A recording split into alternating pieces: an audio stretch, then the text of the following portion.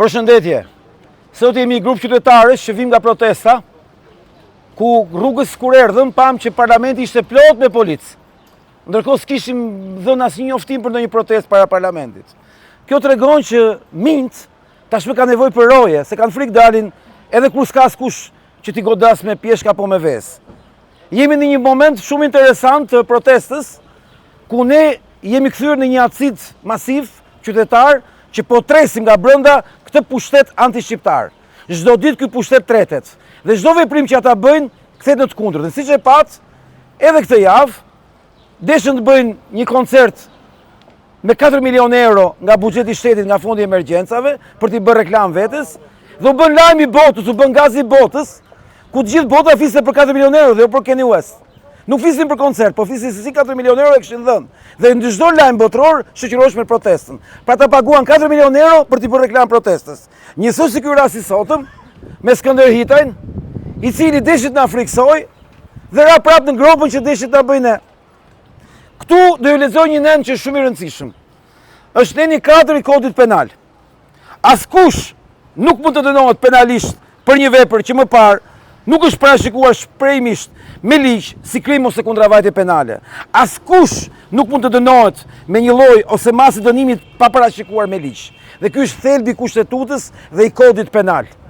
Ne jemi sot përballë një Skënder Hitaj, një drejtor policie, një zar i sistemit, i cili është vënë aty si shantazh i Belinda Ballukut ndaj Edi Ramës, siç e kemi deklaruar një muaj para se të bëhet drejtor, i cili guxoi dhe tha do ndjek 10.000 qytetarë se kanë bërë review në rrjetet sociale, edhe në reklamat apo njoftimet e hoteleve. Pikërisht sot ne jemi këtu për t'i kujtuar gjithëve që nuk ka një nen kodin penal që mund të parashikonte hetimin e 10.000 qytetarëve. Dhe kjo është një nga shkeljet më klasike që të kujtojmë të në fjalët e Enver Hoxhës. Pse ligjet tona do na pengojnë neve? Dhe në këtë lloj kuptimi, unë kam sjellë këtu një fakt, një provë zyrtare që është e Agjencisë Inteligjencës Financiare të Shtetit Shqiptar, e cila bën një shpjegim udhëzues zyrtar ligjor se çfarë është mbrojtja nga mashtrimet kompjuterike, që është neni 143B që pretendoi Hitaj se kishin shkelur 10.000 qytetarët. Dhe aty thuhet tekstualisht në faqen zyrtare të qeverisë: dokumenti zyrtar i AIF-s i rendit konkretisht format kryesore të mashtrimit kompjuterik që konsiderohen objekti i kësaj dispozite penale, si mashtrimi phishing, skemat Ponzi, skemat investime me kthime të larta, pitch bushering, bump and dump, kompromitimi i emailit biznesit, mashtrimi nëpërmjet imitimit të mediave sociale dhe telekomunikacionit, mashtrimet romantike, roman scam që quhen ndryshe, mashtrimet e punësimit.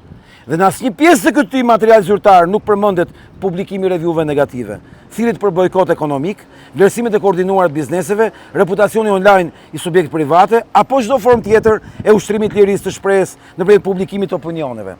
Pra ne këtu jemi përballë që e kemi me prova, me fakte që nuk ekziston një nen në kodin penal që këta të mundësisë një procedim dhe tetoni 10.000 qytetarë. Në një shtet të së drejtës, qytetarët kanë të drejtë të mbështeten në interpretimin zyrtar, që vetë administrata publike u jep dispozitave penale.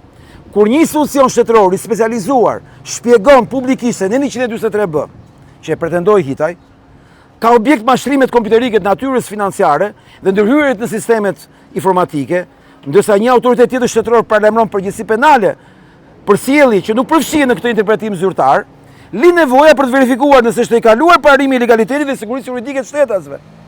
Dhe unë duhet t'ju kujtoj një gjë akoma dhe më interesante lidhe me shpërdorim të detyrës për cilin kemi ardhur sot tu për Skënder Hitajin. Ai pretendon që prokuroria ka nisur hetim dhe për shpifje. Po çfarë thot ligji shqiptar për shpifjen? Kodi penal. Asnjëherë prokuroria nuk mund të veprojë. Sipas legjislacionit ton, personi që pretendon që shpifur për të vjen në gjykat, jo në prokurori. Në gjykat penale, jo në prokurori. Dhe çështja fillon me palë. Pra ai, subjekti, në këtë rast Luca, po Luca si e ka ai, duhet vite gjykat.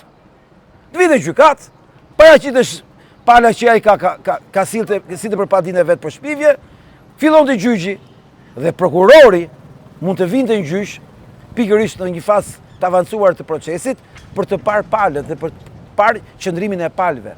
Kështu e ka ligji shqiptar. Tani kthehemi ke fjala e Enver Hoxhës. Pse o ligjet tona do na pengojnë ne? Edhe ne, me ligjet tona, ato që janë, kemi sjellë këto kërkesa për Spakun. 1. Regjistrimi i këtij kallëzimi penal për shpërdorim detyre për Skënderij Hitaj. Bravo! Fillimin e hetimeve për të verifikuar nëse janë konsumuar elemente e veprës penale të parashikuar nga neni 248 i kodit penal dhe të çdo vepre tjetër penale që mund të rezultojnë gjatë hetimit. Dhe këtu fillojmë. Sekuestrimin dhe administrimin të procedimit penal nëse ekziston nga Skënderij Hitaj ndaj 10.000 qytetarëve. Urdhin për fillimin e verifikimeve për 10.000 qytetarë që ka bërë Skënderij Hitaj. Çdo kallëzimi të paraqitur nga subjektet private, pikërisht për të marrë dokument Spaku për të verifikuar bazën ligjore me cilën është nisur procedimi penal. Çdo akti të policisë shtetit mbi bazën e cilën është identifikuar mbi 10.000 llogari. Dhe kjo është një nga ngjarjet skandalet më të rënda të policisë shtetit në 36 vjet. Operimi i policisë për të mbledhur 10.000 dhëna të shtetasve, kjo është një nga ngjarjet më absurde që të kujton vetëm kohën e atit që s'donte me ditë për ligje. Çdo kërkesë drejtuar platformave digjitale ose subjekteve të tjera për marrjen e të dhënave të përdoruesve, sepse kemi dhëna që këta mund të kenë kërkuar në rrjetet sociale, në Google dhe kompanive të rrjeteve sociale të dhëna për qytetarët. Pika 4.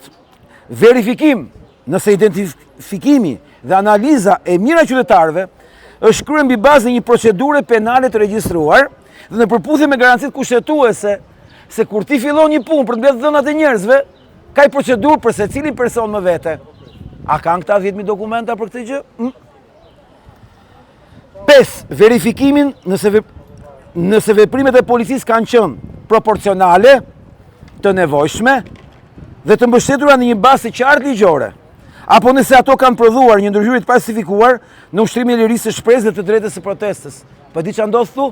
Do thotë që do hetohen dhe policët që janë marrë me këtë punë, edhe oficerët OPG-t që janë marrë me këtë punë. Dhe pastaj pyetja mund të shtrohet rrugës nga Spaku, mos kemi të bëjmë me grup strukturuar kriminal.